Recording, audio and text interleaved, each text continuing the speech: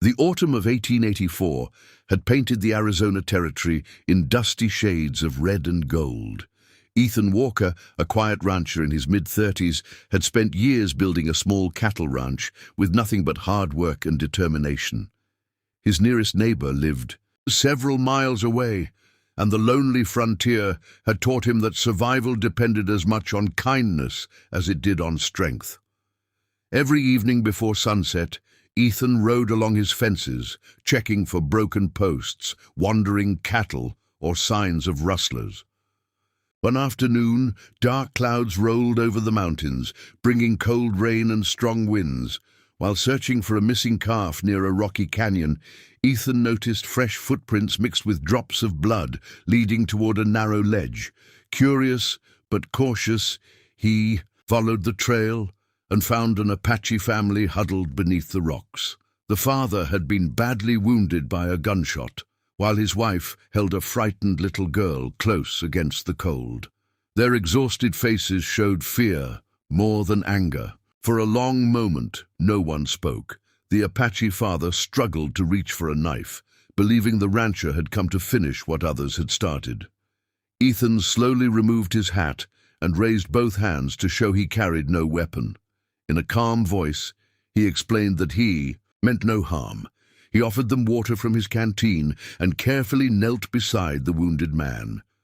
The bullet wound looked serious, and without proper care the man would not survive another day. Knowing many settlers would call him a fool for helping an Apache family, Ethan ignored the risk. He carefully lifted the injured man onto his horse while the woman carried her daughter beside him. Together they made the slow journey back to the ranch through the rain.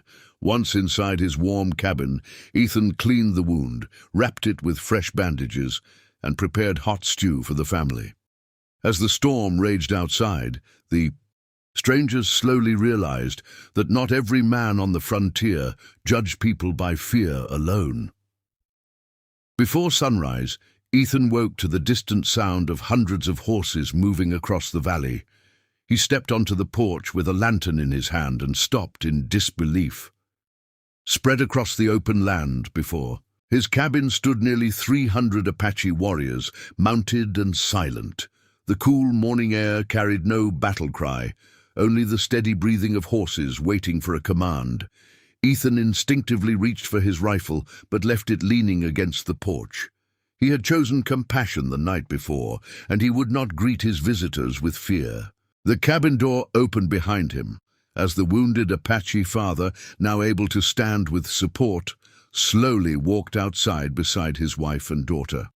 The warriors parted as their chief rode forward. He looked at Ethan for a long moment before climbing down from his horse. Instead of drawing a weapon, the chief placed his hand over his heart. Through the wounded father, who translated, the chief explained that Ethan had saved the life of his brother and protected his family when many others would have turned them away.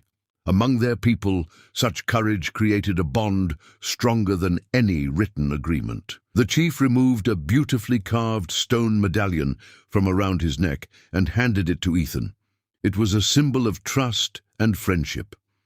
He declared that as long as Ethan or his descendants lived on that land, the Apache would remember his kindness and never raise a weapon against his home. Several months later, a ruthless gang of outlaws returned to steal Ethan's cattle and burn his ranch. Confident that the lonely rancher had no one to defend him, they rode toward the cabin with rifles in hand. Before they could attack, hundreds of Apache warriors emerged from the surrounding hills, surrounding the outlaws without firing a single shot. Realizing they had no chance of escape, the gang fled in panic, abandoning their plan forever. From that day on, Ethan Walker's ranch became known across the Arizona frontier as a place where courage overcame hatred and compassion built peace.